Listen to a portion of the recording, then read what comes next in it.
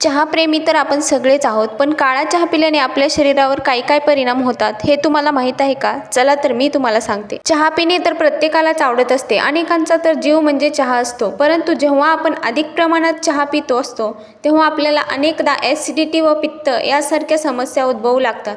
आणि मंडळी, तसेच पाहायला गेले तर चहा हे दोन प्रकारचे असतात. एक म्हणजे काळा चहा आणि दुसरा म्हणजे दुधाचा चहा. जास्त करून आपण दुधाचा चहा पित असतो, परंतु दुधाचा चहा जरी चवीला चांगला लागत असेल, परंतु यामुळे आपल्या शरीरावर अनेक दुष्परिणाम पाहायला मिळतात आणि आपल्याला अनेक समस्या उद्भवू शकतात. म्हणूनच आपल्याला दुधाचा चहा पिणे टाळला पाहिजे.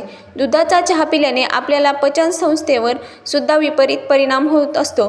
परिणाम आपल्याला भूक लागत नाही व भूक लागत नसल्यामुळे आपल्या शरीराचे पालनपोषण योग्य रीतीने होत नाही.